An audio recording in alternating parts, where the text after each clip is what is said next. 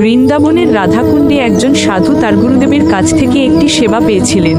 ওই সেবাটি এতই শক্তিশালী ছিল যে মাত্র 12 বছর ওই সেবা শেষ করতে পারলেই স্বয়ং ভগবান ওই ভক্তকে দেখা দেবেন। আশ্রয় লইয়া ভজে তারে, কৃষ্ণ নাহি ত্যাজে আর সব মোরে অকারণ। তাই ওই বৃন্দাবনের প্রভু দৃঢ়তার সঙ্গে সেবা কার্য করতে থাকেন। ভজ ভজ হরি, মন দৃঢ় করি মুখে বলো তার নাম। এইভাবে সময়কাল অতিবাহিত হতে থাকে এবং এসে উপস্থিত হয় সেই সময় ওই সাধু ভগবানের জন্য 36 ব্যঞ্জন 56 ভোগ রন্ধন করে অপেক্ষা করতে থাকেন।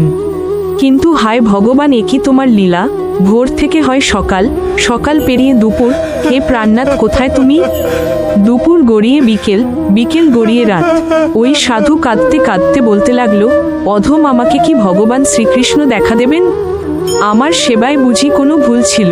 আমি আর রাধাকুণ্ডে থাকব না, বর্ষণায় চলে যাব এবং শ্রী রাধারানীর সেবা করব। এই বলে ভোর হতে না হতেই বেরিয়ে পড়লেন 56 ভোগ 36 ব্যঞ্জন বেঁধে নিয়ে। কিন্তু অন্তর্যামী শ্রীকৃষ্ণের লীলা বোঝা দেয়। রাধাকুণ্ডের পথে অল্প কিছু দূর যেতেই ঘটল অলৌকিক ঘটনা। দাঁড়িয়ে পড়লেন গো শাবকের পালে, কিছুতেই এগোতে পারছেন না, ঘন্টার পর ঘন্টা দাঁড়িয়ে থাকেন। এমনই সময় হঠাৎ একটি ছোট্ট সুন্দর বালকের দেখা পান। জিজ্ঞেস করেন আর কত সময় লাগবে এবং এই গাভীগুলি কার?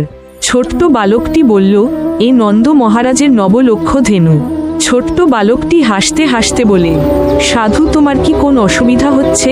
তোমার হাতে কি এত সুন্দর গন্ধ পাচ্ছি, তুমি কি একটু দেবে? আমি কাল থেকে কিছুই খাইনি। ভাবরাহী জনার্দন সেবা গ্রহণ করলেন। বিশ্বাসে মিলায় বস্তু, তর্কে বহুদূর। অবশেষে ভক্ত ভগবানের মিলন হলো।